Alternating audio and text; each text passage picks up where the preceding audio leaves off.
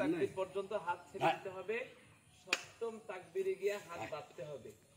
এরপরে যথারীতি সূরা কিরাত শেষ করে রুকু সিজদা শেষ করে আমরা দ্বিতীয় রাকাতের জন্য যখন আল্লাহু আকবার আল্লাহু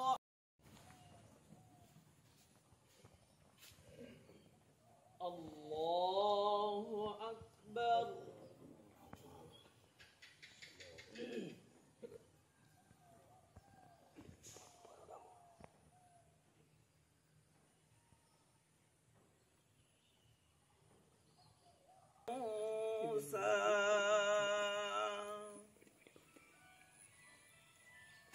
আল্লাহু আকবার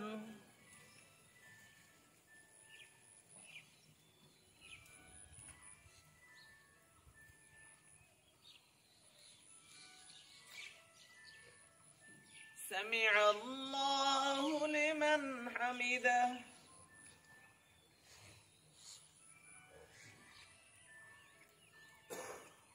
الله أكبر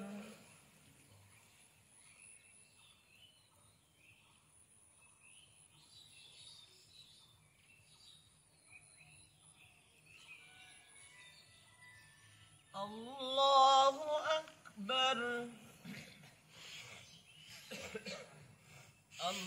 الله أكبر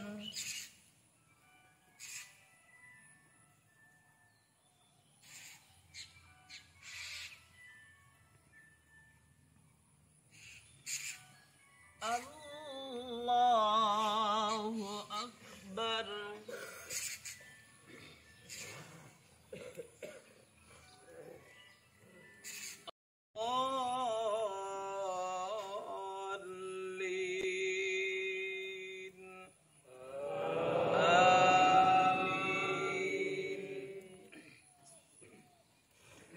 سبح اسم ربك الأعلى الذي خلق فسوى والذي قدر فهدى والذي أخرج المرعى فجعله غثاء أحوى سنقرئك فلا تنسى إلا ما شاء الله إنه يعلم الجهر وما يخفى ونيسرك للعسرى فذكر إن نفعت الذكر لا يموت فيها ولا يحيا قد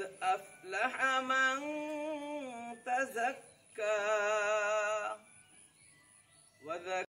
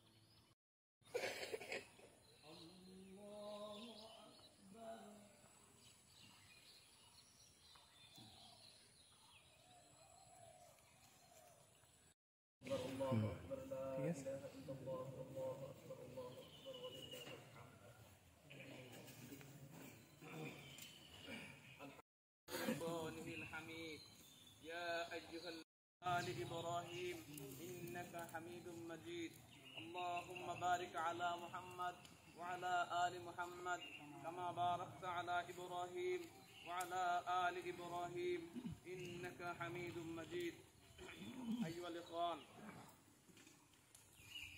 قال النبي صلى الله عليه وسلم আলহামদুলিল্লাহ ওয়াসসালাতু ওয়াসসালামু আলা রাসূলিল্লাহ ওয়া আলা আলিহি ওয়া সাহবিহি আজমাইন। আমরা যে কাজটা করি সেটা হচ্ছে যে রমাদান মাস যেখান থেকে শুরু হয় সেটা হচ্ছে পহেলা চাঁদের মাধ্যমে রমাদান মাস শুরু হয়। সেই চাঁদটা পৃথিবীর যেই প্রান্তে উদিত হোক না কেন সেখান থেকে রমাদান শুরু। আমরা সেই চাঁদকে সচক্ষে দেখি অথবা সংবাদ সংগ্রহের মাধ্যমে চাঁদের সংবাদ নিয়ে আমরা রমাদানকে শুরু করি এবং পূর্ণ রমাদান শাওয়ালের চাঁদ দেখা পর্যন্ত রমাদান পূর্ণ করার চেষ্টা করি।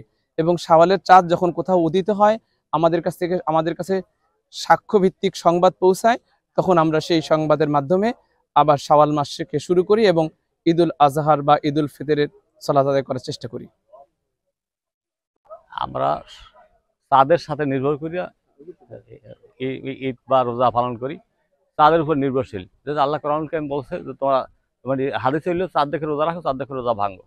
আর কোরআনুল কারীম বলছে যে সূর্য ও চাঁদ সময় ও তারিখ নির্ধারণের জন্য। তো পহেলা মাস শুরু হয় নতুন চাঁদ দিয়ে, নতুন চাঁদের নাম হেলাল। এর পরের দিন যে চাঁদ ওঠে সেই চাঁদের নাম হচ্ছে কমার। কাজে আমরা প্রথম চাঁদে রোজা বা ঈদ পালন করি। এটি মানে এটাই হলো নিয়ম। প্রচলিত মানুষ কি কথা বলে ওগুলো আমাদের শোনার বিষয় না। আজকে আমাদের ঈদের দিন, আজকে আমাদের খুবই ভালো লাগছে, তার জন্য সবাই আমরা নামাজ পড়তে আসছি। আজকে ঈদের দিন মোল্লাবাড়ি জামে মসজিদে ঈদের নামাজ পড়তে আসছি। আমার খুব ভালো লাগছে। আপনাদের সবাইকে ঈদের শুভেচ্ছা ও অভিনন্দন। আপনারা অবশ্যই ভালো থাকবেন।